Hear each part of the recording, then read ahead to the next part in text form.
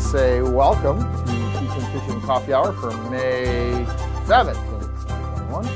We are rolling through the month or the year of 2021 very, very quickly. I can't believe I'm already home and done. Hi, Arlo. Good to see you, my friend.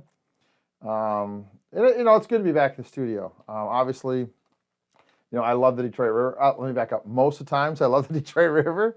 It was kind of a love-hate relationship this year. But I do love the Detroit River. I love that whole feeling of just being down there and just being able to fish and just concentrating on fishing. But unfortunately, all good things come to an end. So we're home. It's good to be back in the studio. It really is nice to be kind of back. Got home about 6 o'clock, 5:30, I guess, somewhere in there.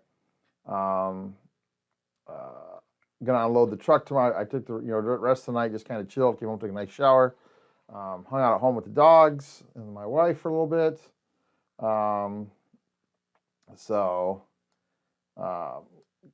First thing we do, get up early tomorrow. I'm on a 5 o'clock wake up schedule, so I'm trying to keep that schedule rolling.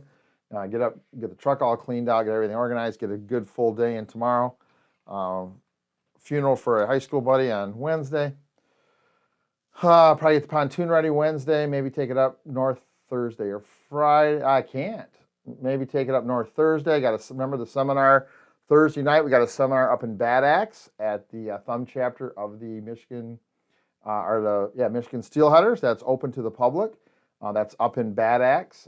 Information, we have a post for that on the Teachin Fishin Facebook page you can check out. Danny Gooch, our good friend Danny Gonzalez, booked us up there. So we'll be up there Thursday night. So I may take the pontoon up Thursday morning, then run around the corner to Bad Axe there. And then Friday I got a golf outing. So gonna swing some clubs, probably hurt myself, throw my back out, and probably be in traction for 3 weeks. But we'll have it. John Szalka says he's got a new cast net. He's down in Florida. 10 foot with 3/8 inch web, weighs 30 pounds. He calls it the herniator. Big cast net. So that's the hernia. That's what I'm afraid is going to happen. So I'll be playing golf a little bit this week. Corey Brown says his main moving push in 2 weeks. Corey's coming back from Tennessee. Going to come back to Michigan. It'll be good to catch up with Corey. We have a long history together. It'll be good to see him. Ed Beckley, Tournament Director of Michigan Walleye Tour. Hello, Eddie, from M65 Bait Shop up there in Eau Gray. Good to see Ed. Ed Bolanowski, when am I headed out on the bay? My first charter is May 29th, so we'll kind of see how everything kind of goes. We'll get the boat up there, get settled in, maybe do a couple trial runs, and then we'll get rolling. We start on the 29th. One of the things I'm going to do tomorrow is straighten out my May, June, July calendar. It's kind of a mess. I got some days I have to take off, so we'll get that all, and then we'll start. We'll post a link to our calendar. If you guys are interested in coming up and fishing Saginaw Bay this summer, we'd love to have you. Remember, we've still got some openings for a couple of the trolling boot camps. I think we have 5 dates set this year. Again, you can go to teachinfishin.com and click on the events. It'll take you to the boot camp. You have a chance to sign up there. I'll try to remember to post a link tomorrow if I can remember that. But that is a 4-hour hands-on high-intensity training in the boat. I know some of the guys that are actually here have been at a boot camp. I think David Somm came last year, if I remember right. I can't remember if Dan Demogulski came or not. I know David Somm did. I saw David, I thought, earlier. I know a couple guys came last year. So basically what we do is we put you in the pontoon on the bay for 4 hours. It's maximum of 4 people. And it's 4 hours of high-intensity training. We go over tuning crankbaits. We go over choosing crankbaits. We go over running lead core, we're running spoons, inline weights, snap weights, jet divers, disc divers, tadpoles, setting boards out, bringing boards in, using tattle flags, setting up a spread, how to set up your boat, tuning crankbaits, how to calibrate line counter reels, how to use your sonar and your GPS to help you catch more fish. Basically, it's a hands-on, everything you need to know to go trolling. We call it Trolling Boot Camp. Again, there's definitely some openings still at some of our. I think we got one date. We had 5 dates. I think one is full, and the other ones are starting to fill. David Psalm said he had a great time at boot camp, learned a ton. So that was fun. Hi, Chucky. Good to see that. Mark Somerville signed up for the June 13th boot camp. So there you go.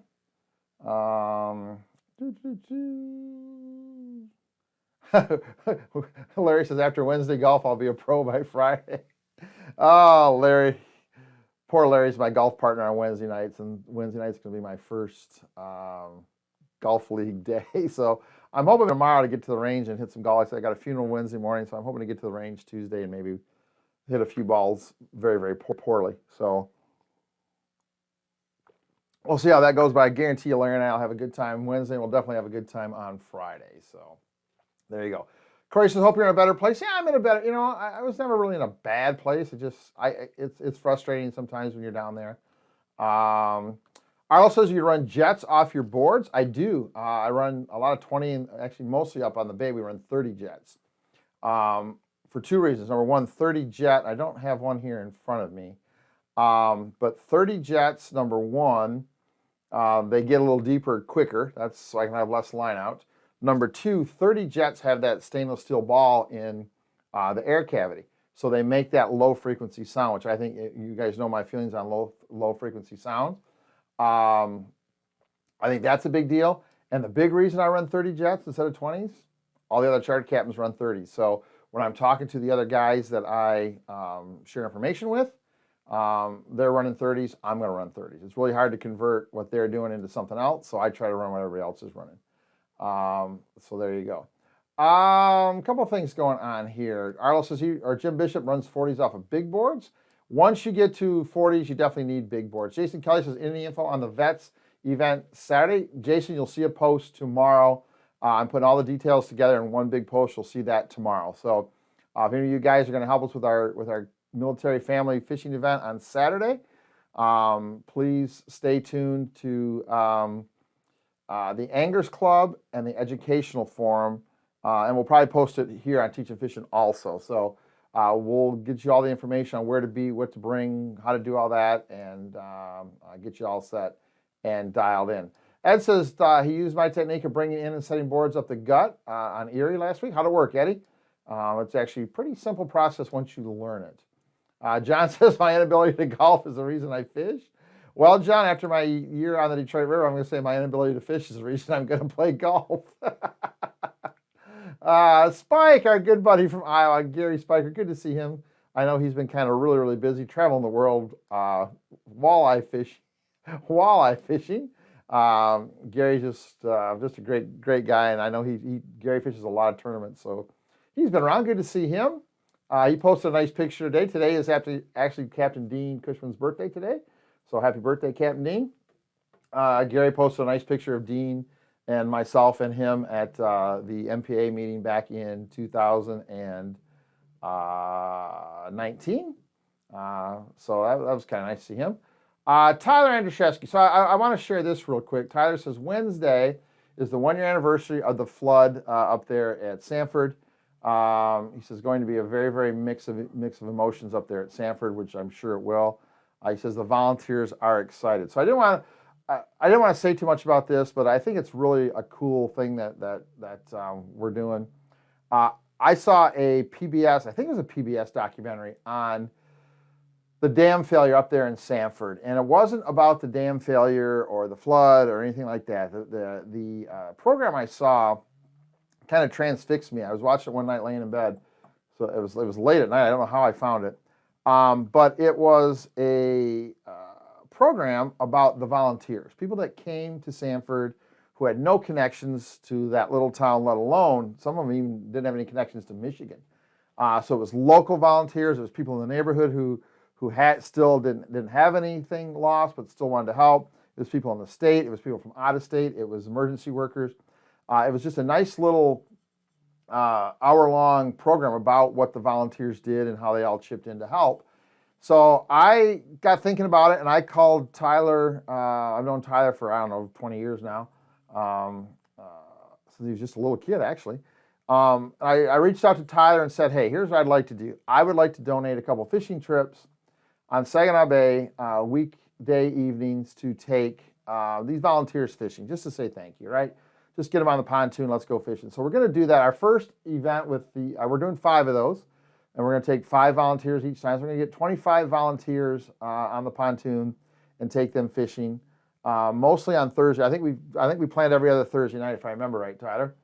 The first event is going to be June 10th, and Jenny Olson from Michigan Outdoors was kind enough to say yes to actually being on the boat. So that'll be recorded for a upcoming segment of Michigan Out of Doors. So we're going to be able to, again, through just the blessings that I've gotten through Brad Dupuy and the folks at AnglerQuest, allowing me to have an AnglerQuest pontoon, and all of you who've made what we do successful, in a position to kind of say thank you to the volunteers. And I know Tyler's going to be with us on the 10th.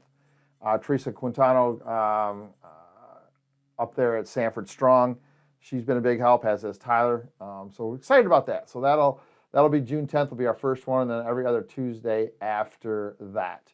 I don't have the schedule, but I do know that we're going to be at Frank's Great Outdoors. I think the Thursday nights we're not on the water with Sanford Strong. We're going to be at Frank's Great Outdoors on Thursday nights doing just a quick little seminar. I'll be around to talk about whatever you want to talk about. Saginaw Bay walleye fishing. I think we do that for like 5 weeks in a row. So Thursday nights will be either taking the Sanford Strong folks fishing, or up at Frank's Great Outdoors doing some seminars up there. So there you go. Barry says, well, Walleye 101 be restocking these spinner blades. I don't know, Barry. I don't handle inventory anymore. So a couple of you guys have reached out to me about paying a bill, sending a check, inventory. I don't handle that. That's out of my, that's not me anymore. Walleye 101 orders. If you have any question about orders or tackle or restocking, Walleye 101 orders at gmail.com. That's where it needs to go. That goes to the warehouse. I don't have anything to do with orders anymore. I can't take payments. I can't talk to inventory issues. I don't do that anymore because I got too much other stuff to do. So we've actually hired a group of folks to actually do that for us. So that makes it easier for me. So Walleye 101 orders at gmail.com, Barry. They will answer your question for you. Ed says, no tangles doing that. Hi, Mike Hankstebeck. Good to see you. Corey says, can we consider a Teachin Fishin Anglers month on basic and advanced spinner fishing? Sure. I think we can probably do that. Need some ideas for the summer, so that might be a great idea. John says, August says, please post pics of the vets deal. Always his favorite trip of the year. It is fun. John always was a big supporter of that. So we may need 1 or 2 more boats. We may need 1 or 2 more volunteers for first mates. So I'll make another post tomorrow, and we'll kind of go from there. Jason says, Breast Bay, guys catching fish on crawlers already.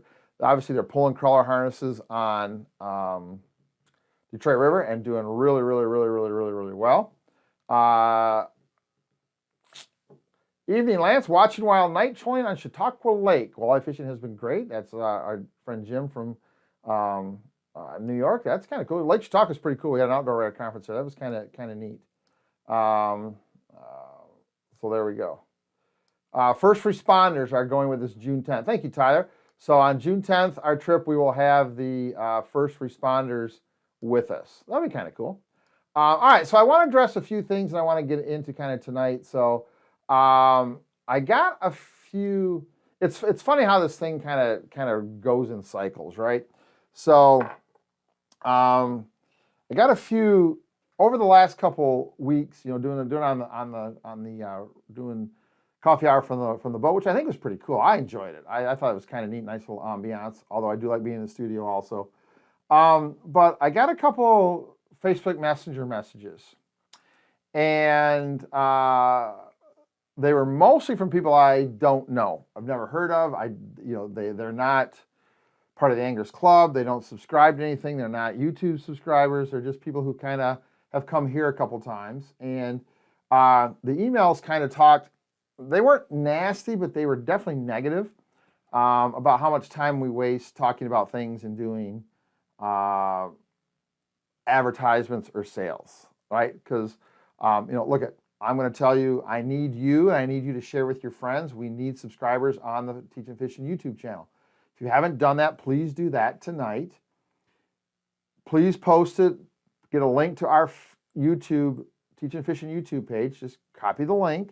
Share that with your friends. Say, hey, great fishing information here. Go and subscribe. That helps us a tremendous amount. We need that, right? The other thing is we talked about the app. And those of you guys who have the app, I think really like it. It's really cool. One, it's just a simple portal to let you know what's going on, links to what's going on. We're going to have more chats coming up. A lot of things we're going to add to that app. Mike's worked really, really hard at that. Now that I'm home, him and I can kind of communicate, and we can really get that app rolling. If you don't have the app, go to the Teachin Fishin Facebook page right here when we're done. Click on the announcements, and there is a downloadable PDF that you can download. It tells you how to get the app.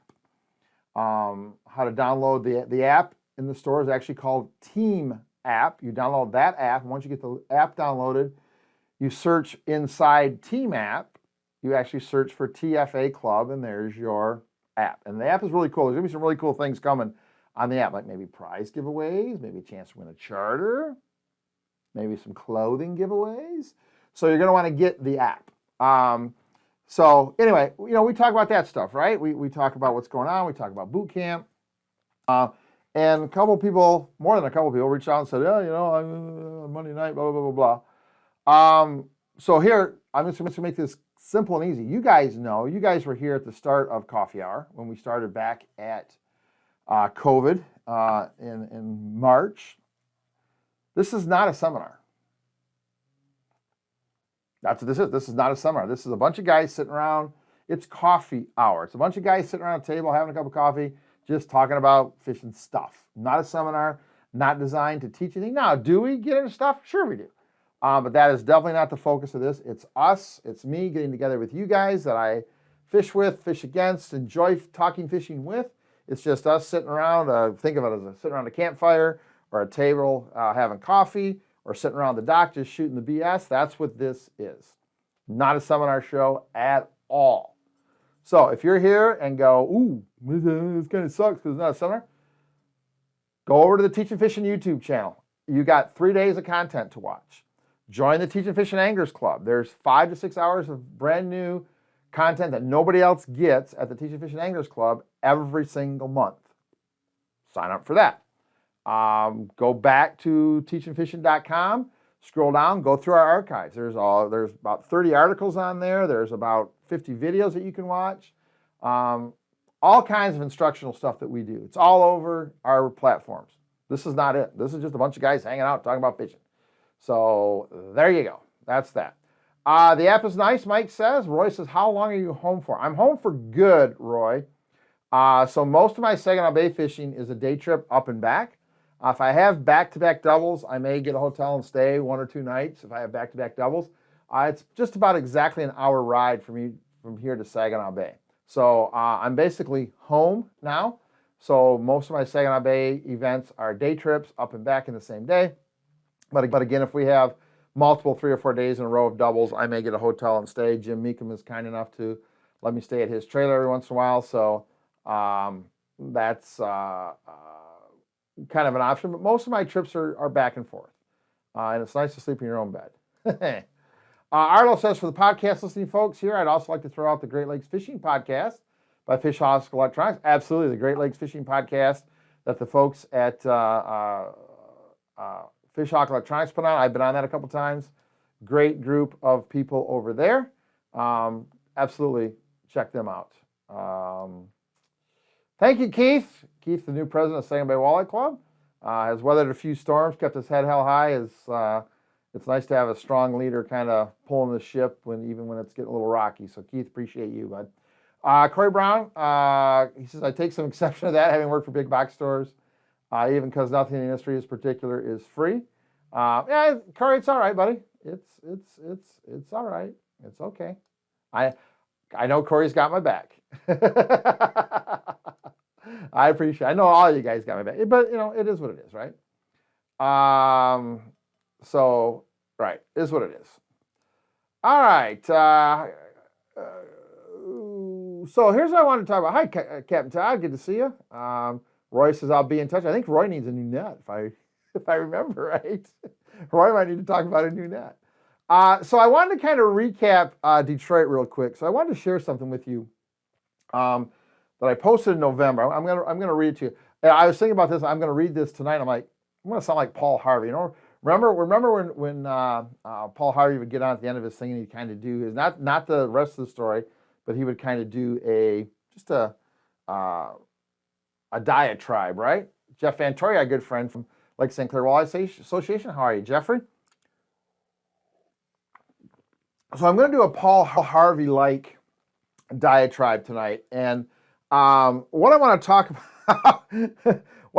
about, is this. So I'm going to read this, and then what I want to do is I'm going to ask you guys a question. That's what I want tonight's topic to be. So let me read this first. So first, a little background.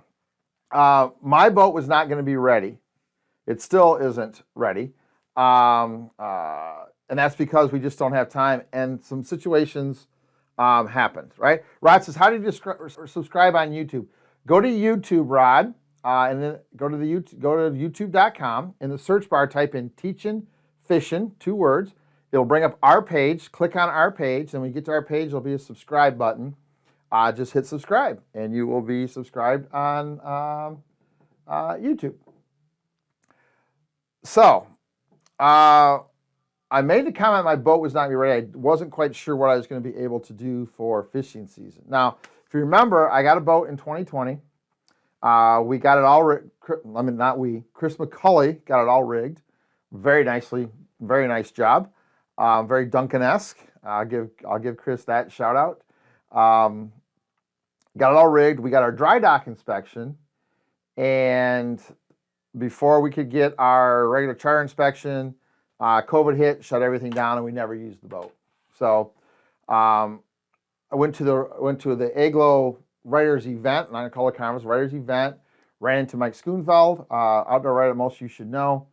Mike had a friend looking for a boat. He'd heard about a polar craft. I took Mike fishing for a day. We jigged up some whitefish and ciscos, had a good time. Took him through the paces on the boat. He recommended the boat to his friend. And his friend got a hold of me, Doug Wheelock, who I think is probably still listening. Doug Wheelock got a hold of me, said I'd like to buy the boat. So we talked a little bit, set a price, kind of got that all set. And then I invited Mike and their friend Randy out to the Fishing Education Weekend here in Ohio to test ride the boat. So test drove the boat, Doug bought it, took it home to Iowa. So in March, I'm sitting around going, holy cow, what am I going to do here? We talked at coffee hour one morning about not having a boat and kind of starting to panic and getting a little crazy here.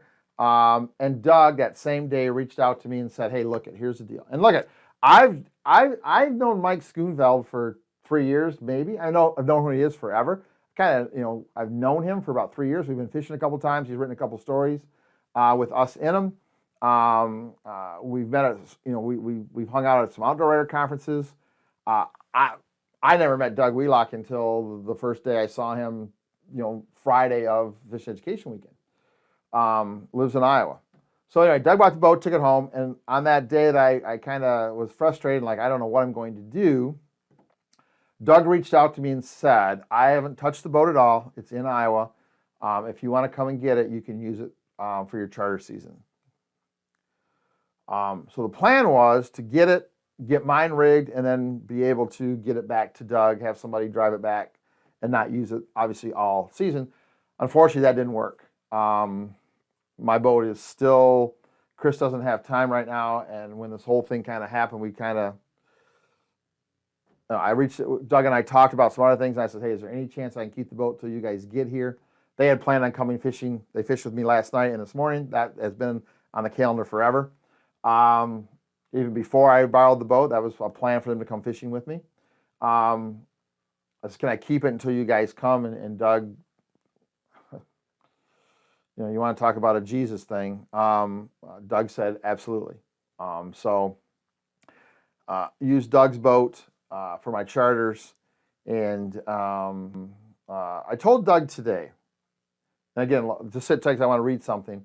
I told Doug today on the boat, I says, not only did you help me out, right? because I could not have gone another season without chartering. I don't know where I would be mentally or financially, most important, but mentally also. I don't know where I would mentally if I could have got a charter season in this year. Financially, I would have been basically looking for a job, which apparently there's a lot of. So I could have found probably could have found one. But I told Doug, not only did you help me out, not only did you allow me to have a season, take care of my family, you also let a lot of other anglers have memories. We had a lot of first fish on our boat this year. First fish ever. We had a lot of first walleyes ever people caught. We had a lot of first fish ever. Again, we did a lot of families. You know, we got a couple grandkids come the first time fishing with Grandpa on the boat. The things that I get to experience all the time, right?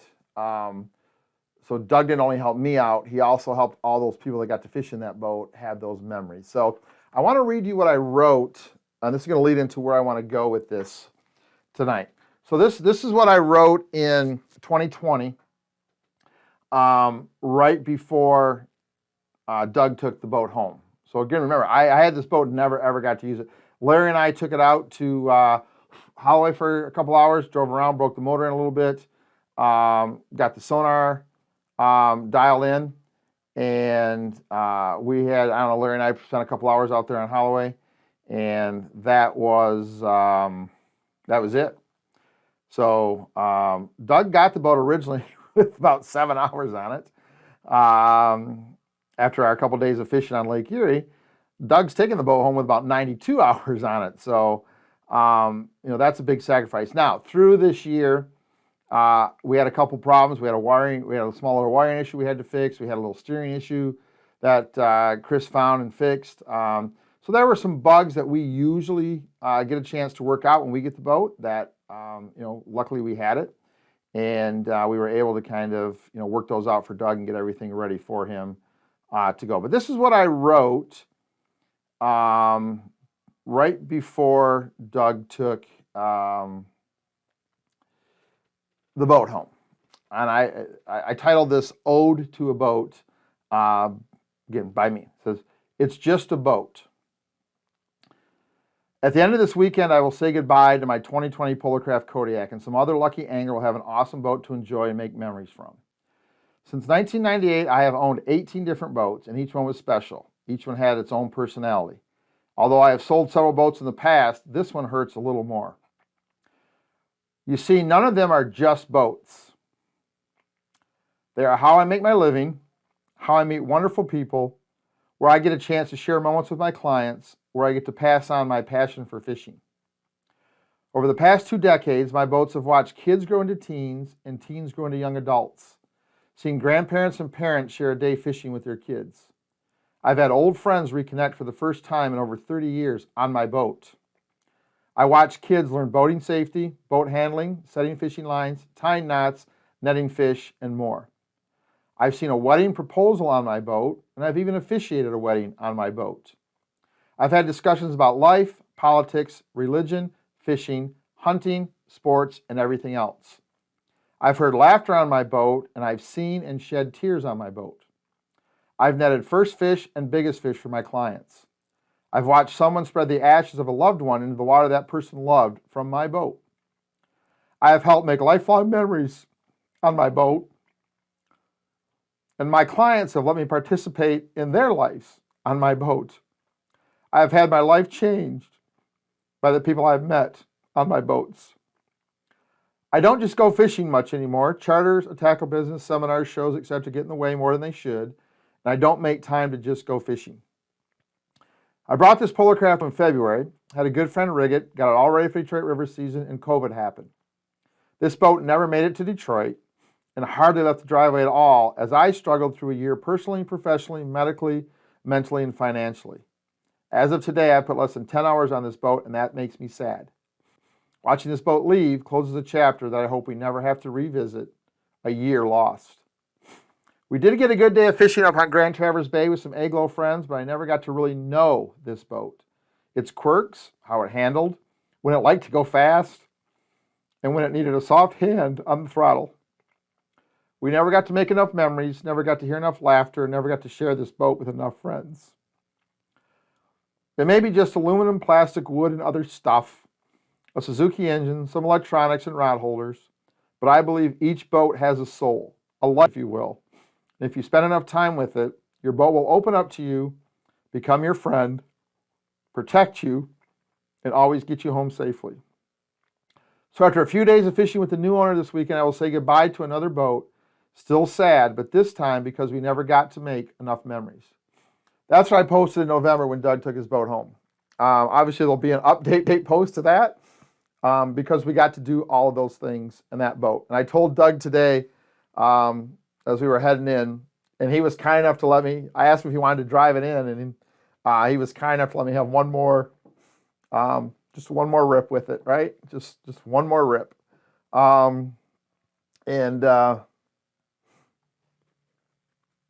I told Doug that I felt like I was selling him a boat in November. Today I feel like I'm handing him a foster child. I've done the best I could. I've got it as far as I can get it, and now it's his to have forever. So, Doug, if you're listening, thank you from the bottom of my heart, not just from me, but I'm sure from all my clients. Because what a great year we had, even though the fishing was tough occasionally. What a great year we had, all because of your kindness and selflessness. To get that from somebody that you've never met is amazing. So, what I want to talk about tonight, just for our little fun discussion, talk about some of your boats. Talk about your love. We've all owned boats. Talk about your love-hate relationship with your boat, right? What was your favorite boat? What was your least favorite boat? Maybe some memories from your boat. It seems so weird to look at a boat as a animate object, but man, I was driving in and like I said, my last rip, and I'm caressing the windshield and the gunnel. I'm like, man, when you spend as much time in a boat that I do, and you do what I do, you make a living in your boat, you share time with people. Everybody has, and this is why when I know the fishing is going to suck, not we go out and have a bad day of fishing, that happens. But when I know the fishing is going to suck, that's why I call you and say, you know what, you might want to reschedule. Because everybody has infinite amount of time on this world, and a finite amount of time on this world, and everybody has a finite amount of cash. Obviously some of us have more, some have less, but we all have a finite amount of cash, and we all have a finite amount of time. When someone decides that they're going to spend some of that finite time and finite money with me, I take that extremely serious. I don't just book a charter. I look at it as you're giving me 5 hours of your life. And it's my job to make sure those 5 hours are the best they can be. So when there's only 2 or 3 fish being caught a day for a week at a time, and I send you a message going, you might want to reschedule Detroit, it's not that I want to take you fishing. It's not that I don't want to see you. It's not that I want you to have to cancel your trip and disappoint you. It's that I don't want to take your money when I know fishing is bad. You run out in the little lake, you have a tough day fishing, if fishing's been good, something changes, tough day, that happens. That's fishing, right? When I leave the dock and I know that 2 or 3 fish is going to be a good day, and I don't let you know that, I am a thief of both your time and your money. And I will never, ever do that. So you may be disappointed. A lot of guys said, no, we're still going to come anyway, right? And that's okay, right? They just, it's our day, we're going to come anyway. As long as it's not going to be unsafe weather-wise, that's their choice. But I feel extremely bad if I don't tell them before they come. And I take you giving me 5 hours of your time, and that's what I consider charter. You are giving me 5 hours of your time for me to entertain you, to do whatever the case may be. And that's I take that very, very, very, very seriously.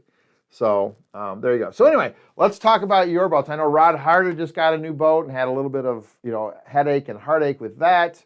How do you guys feel about your boats, right? How do you feel about your boats? Do you get attached, or is it easy to let them go? Look, I've had one boat that I was so happy to see go. I was doing cartwheels in the parking lot. Now, it looked like a fat guy having a seizure, but I'm going to call it a cartwheel. I had one boat that I was so glad to see get gone that I couldn't hold my excitement. That's one out of, I've probably owned, I think 18. When I counted to do that, I think 18 boats since I got my first one for my 13th birthday. So over the last, 43 years, I've owned 18 boats. Some of those for a very, very long time. Some for short amounts of time. But each one was special. There was only one that I was really, really glad to see go. So let me hear about you. Eric Lenz, our good friend from, again, Lake St. Clair Walleye Association, and he did post. I'm going to get a little lighthearted here real quick. He did post that the Lake St. Clair Walleye Association May Madness tournament is this Saturday. Are there still openings for that, Eric? If there are, feel free to post a link here and let guys know where they can sign up. He says that's true. A good boat has a soul. Jeff Vantori, a good boat is like a family member. Ain't that the truth? A boat is where memories are made and becomes a part of your soul. Rod says, glad you were blessed with the boat. Thank you, Rod. I appreciate all that. Thank you very much. Gary Sachs says he's enjoyed taking friends with him on his boat and teach them how to fish. And I look forward to the July 4th week. Spend time with friends from Western Michigan on site. I'm like, that would be cool. Jeff says you give them the option. And I do. I do. Thank you, Randy. We may be in touch. Appreciate that. Tim says he's looking for his first boat. Barry, I like anything with meat on it, buddy. If it's meat, if it was alive at one time, I'm going to eat it, unless it's fish. Corey says they had a 14-foot tiller and took that boat everywhere, caught a lot of fish out of it. It wasn't fancy, but as a kid, it was a big deal, and there were a lot of milestones made in that boat. Ain't that the truth? Jasper says boats rock. Everyone that has been owned in his family had many memories on them, from the 11-foot aluminum boat we had to row to the fishing spot when he was a kid, to the Bayliner we had when my wife and I were dating, to his current Triton that my kids love to go fast on. Every boat has been unforgettable. John says, get attached? Yes, for sure. I typically unwind a couple nights a week, so I need the boat in the garage. I thought I was the only goofball that sat in my boat and just kind of sat there. So apparently we're all kind of goofballs. Kevin David. Hi, Kevin. This is very nice. Lance, thank you. Makes me even more excited to hopefully get his first boat. 2004 19.5 Monarch. Just waiting on the dealership to get parts to get it back up and running. Previous owner hadn't run it for 5 years. Yeesh. Very thankful, though, that my parents have let me use theirs. Having a boat is an absolute joy. It's also an absolute frustrating, you know the old saying, right? The two happiest days in a boat owner's life, day he buys it, days he sells it. But man, they just, especially, for me, my heart is just so full from all the things that have happened on my boat. Boats, plural. And every single one has. And it's funny, guys will ask me about fishing, maybe some old tournaments or maybe some of that stuff. And it's funny, I judge the years by what boat I had. So if somebody asked me, what'd you do in 2001? I got to think, okay, 2001 I had the Blue Skeeter. Here's where I fished, here's what I did. I remember fishing date ranges by the boat I had. That's how I remember. So that's pretty cool. Jeff Howe, 1957 Alumacraft, deep sea. I will flip over and run another season this week. Looking forward to another season, the 8th, I think, with my neighbor girl that's starting driver's training. She was tiller driving last year with all 6 lines running. So Jeff's got an old boat, and he's sharing his passion of fishing with the neighbors. Awesome, Jeffrey. Awesome. Tommy Both. Hi, Tom. Maybe not the boat for me. Just can't say enough how honored and lucky enough to spend time with my dad, with his dad fishing. One phone call and he is there. That time is priceless. Amen. Can't wait to get in the water this week as the harbor opens. And again, right, that's part of the memory, right? Taking your dad fishing. Carries bass boats kick ass. Yes, they do. You can make just as many memories in a bass boat as you can a walleye boat. Doesn't need to be any kind of boat. Doesn't need to be big. Doesn't need to be flashy. Doesn't need to have a lot of stuff on it. Man, boats are really, really cool. You know, and you think back. You know, it's funny. We talk about this a lot. Think of some of your best fishing memories, right? Most of your best fishing memories have nothing to do with the fish you caught. They have to do with where you were, who you were with, what happened, what was talked about. Has very little to do with the fish that you caught, and that's cool. That's what a boat is for. Mike Braun, hi Mike, at 62, I currently own 2 boats, the only 2 boats I've ever owned. The first purchase in 1981 is a 1956 Elgin 12-footer that he got with a 5.5 Evinrude Fisherman. That's a classic. The motor dies in the 90s for the last time. My other boat is a 2051, I'm gonna guess that's 2021 Polarcraft Kodiak 165 SC. Both of them are full of memories and time spent with friends and family. I plan on keeping both for the rest of my life. Good for you, Michael. Good for you. I like that. Corey says the other while not a boat was my grandma's dock. In the summer, I would spend all weekend out there until the mosquitoes drove me in. Learned about bugs and panfish and predators. Learned a ton about fishing, even watching largemouth trying to pin bait against the bank. So doesn't always need to be a boat, just how do you get out fishing? Roy Miller, knowing that I was about to take a huge road trip to Minnesota to pick up a new boat, I was sad to see my old tracker go. So many good times and memories, man. Ain't that the truth, right? Ed Bolanowski, his is 24 years old today. I can't count how many folks I've taken fishing on it over the years. That's so cool. Mikey Hanksebeck, our part is a huge part of our marriage. My wife loves to fish as much as him, and being on the water is their favorite thing.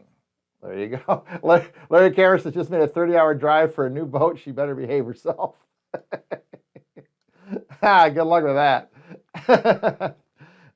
Dan says, my first boat was an old leaky 16-foot Lund rowboat with a 15-horse Evinrude. Taught my kids how to fish from that boat. Loved it. Was very sad when I sold it and purchased a better one. Still miss it. And question I should have kept. You know, it's funny.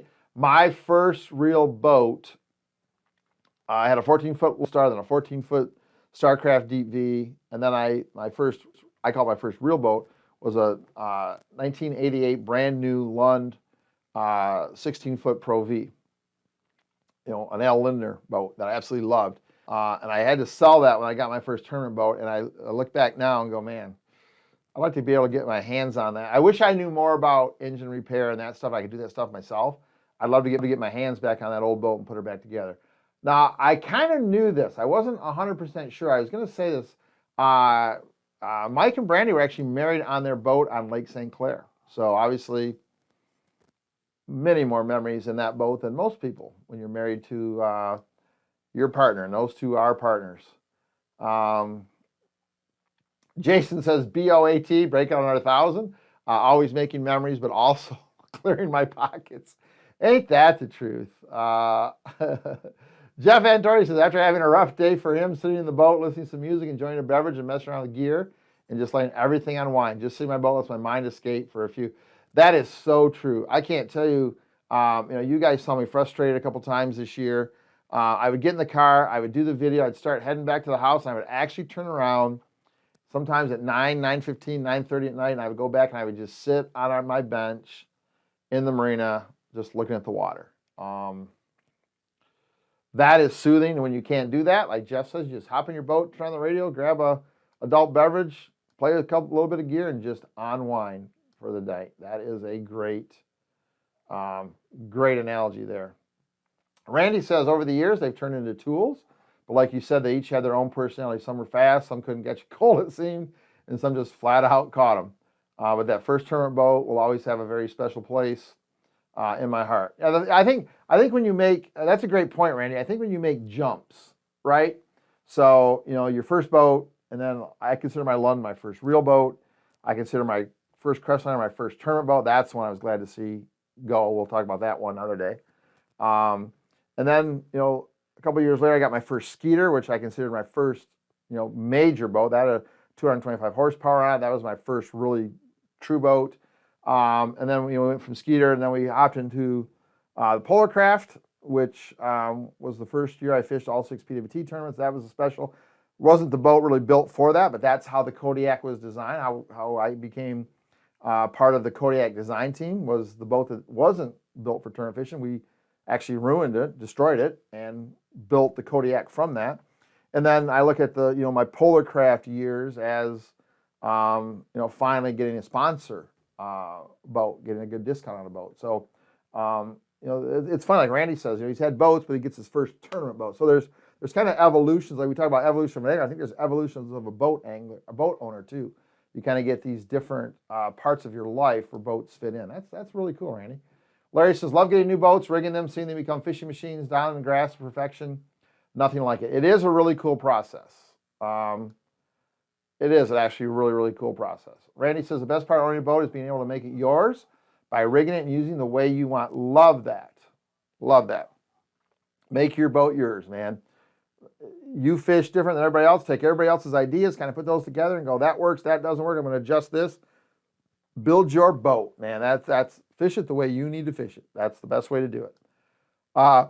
Roy says no one will ever take him fishing, so he had to buy his own. Well, if you had a net, maybe they would. Arlo says, I've had some that I sold that I basically gave them the boat with the purchase of the trailer. He says the boat he has now, and I know he's going to talk about this. The boat he has now is special. It's purchased from a Marine Corps Vietnam vet. Arlo's wife is a Marine Corps vet as well, and he's an Air Force vet. Just adds something to it. I put a ton of time making this one set up just the way I like it. I think this one's going to stay for a while. There you go. There you go. Brandon, yeah, Brandon's got an awesome Lund boat. He says 3 or 4 years ago he bought the boat of his dreams. Do I like it? Absolutely. But I will always remember my first boat, 1997 Tracker with a 40-horse motor. I was working after school for a few summers and only had about 2/3 of the money to get it. I was upstairs in my bedroom studying one day. This is going to be a great story. And saw my dad come home with the boat behind his truck. I don't think I've ever cried so hard. I've had about every family member and friend on that boat. Too many memories to tell in one coffee hour. I sure do miss it.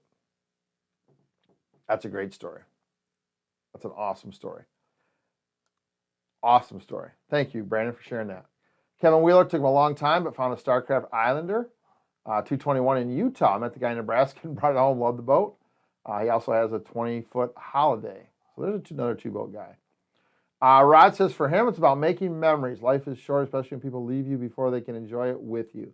I know Arlo has a story like that too, Rod, where a very, very special fishing friend gone too soon. And, we just don't get a chance to kind of share what we wanted to share with them. And, we buy boats to sometimes, remember the people that aren't with us. There's not a day goes by that I don't get in my boat and think about Duncan and my Uncle Art. Not a single fishing day goes by that somewhere during the day I don't think of the two of them. They are special places, right? They're just special places for special people and special times and memories. They're more than just a boat, man. That's why you never ever talk bad about a person's boat, no matter how big, how small, how dirty, how clean.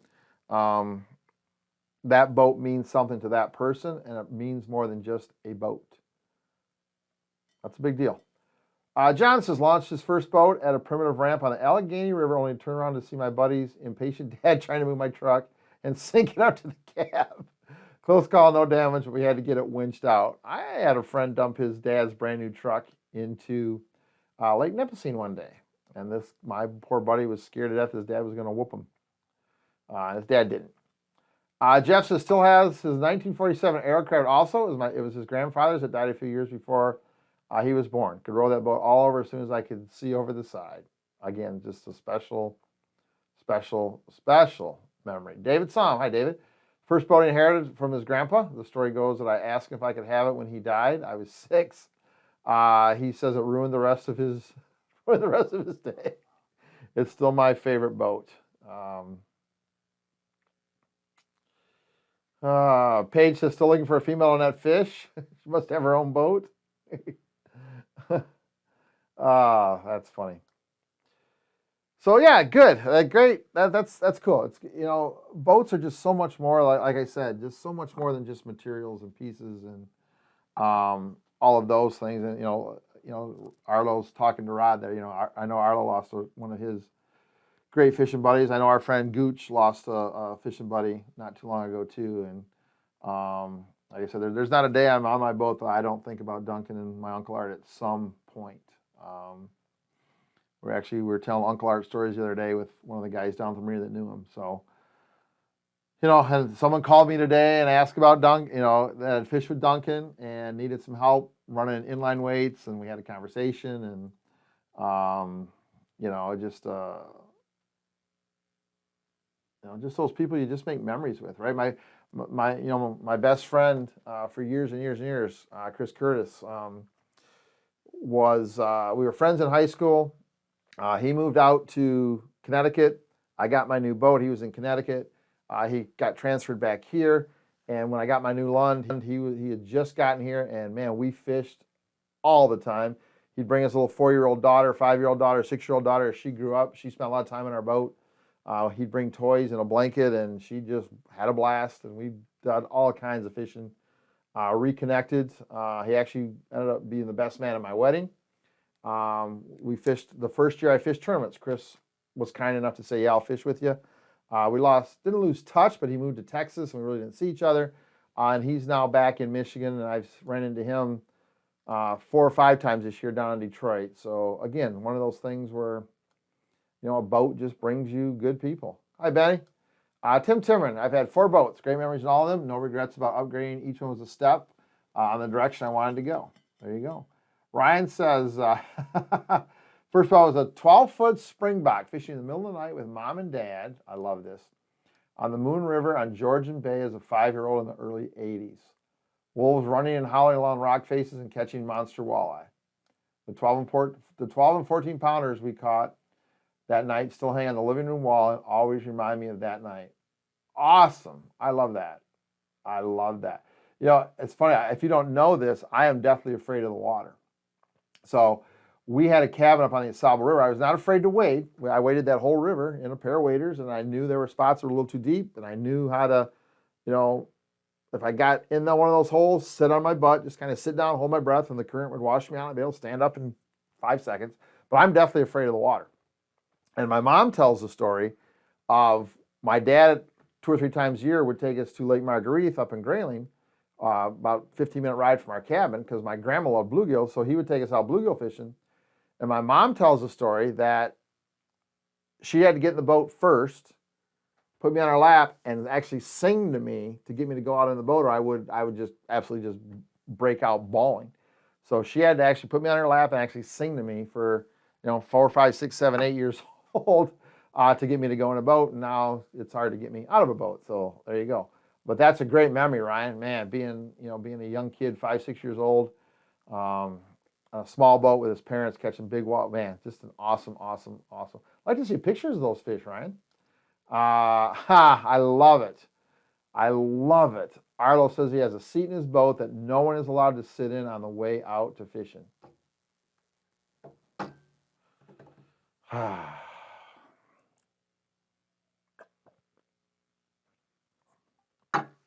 Love it.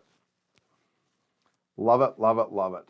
Dustin, hi Dustin, said bought a 2008 Baja Cruiser 252 GLE from Lake of the Woods, Minnesota last year, planning ahead on making tons of great memories with his 6 nephews, son, and daughter. Awesome. What we can do to help you, let us know, Dustin. Cool. Really, really, really neat. Good, great conversation. Appreciate you guys sharing your memories, right? So, again, if Doug's still watching, just a big, giant shout out to Doug. I mean, come on, there's kindness, then there's kindness. And at some point, it goes above and beyond, and Doug went above and beyond. So, big thank you to him. All right, let's kind of wrap this up. I'm finally home. I'm gonna tell you this. I'm gonna post a few links tomorrow I'm going to post the information on the kids fishing thing tomorrow. I got a few other little things I want to post, but I'm going to probably go dark for the next couple days. Probably not going to be real good with emails or phone calls. I just need a couple days to just kind of decompress, come off of charter mode, kind of come back to normal life, mow the lawn type mode. I'm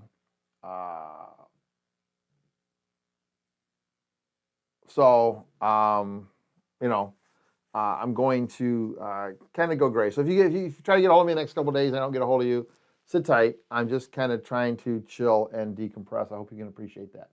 Lance, you know anything I can use to put on my tiller to tilt it up easier? I don't like standing on the swim platform. I don't, Barry, other than some kind of power thing. There really is no way other than getting out there, grabbing the back, and racking her up.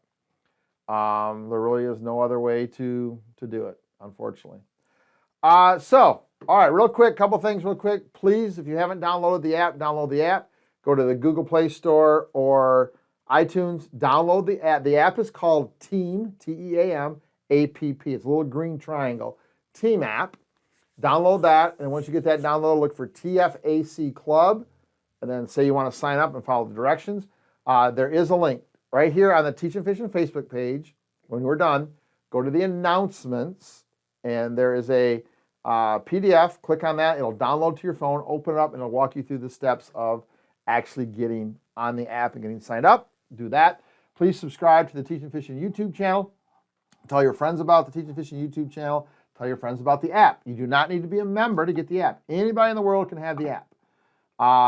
If you do have the app and you are a member, you sign up as a general member, and then there's a special place to sign up for your membership stuff, and we'll take care of that for you. So just get on there, get signed up, and we'll take care of getting you on the members part if you are a member.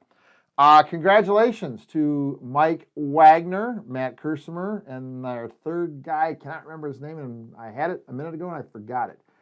Mike Wagner, obviously one of the people here that does a lot to help us learn. Mike and Matt Kersimer and their third partner won the Holloway tournament this weekend. So congratulations to them for winning. Happy birthday, Captain Dean. What else is going on? That's it. I'm going to leave it at that. Again, our three things we always leave you with. In honor of our good friend Duncan, you got something you need to deal with, something you need to handle, something that's just bugging you. Find one thing you can do tomorrow to make it better. Get that done and get on with your day. That's important. Let's start chipping away at these things that bug us. I have a list of them that I've made over the last couple weeks down in Detroit, and I'm ready to start chipping away. I'm really ready to start kind of getting at it. So find one thing you can do to make your situation better, chip away at it, get that done, and then get on with your day. Number two, continue to reach out, man. A lot of you have reached out to me over the last couple of weeks. I can't tell you thank you enough. I've gotten phone calls and messages and chats and checking in on me. Everything is good. That post I made the other day about doing the right thing, I'm going to clear that up.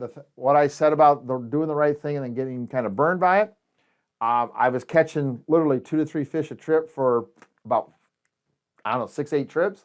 I sent an email to everybody, said, hey, you might want to cancel your trip. Fishing's tough. Almost everybody canceled. The next afternoon, caught 19 fish. Fishing got good. So I'm like, trying to help everybody and not take their money, and the fishing gets good.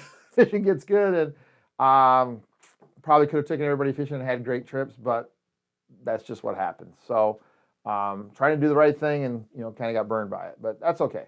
I'd rather have it go that way than the other way. So that's what I was talking about. Nothing major. That was just a little frustration on my part that I didn't take people fishing. We could have had great fishing trips, and that bothers me. And then the third thing, be kind. I don't know how else to say it. Be kind. Take an example from Doug. Somebody you don't know needs something.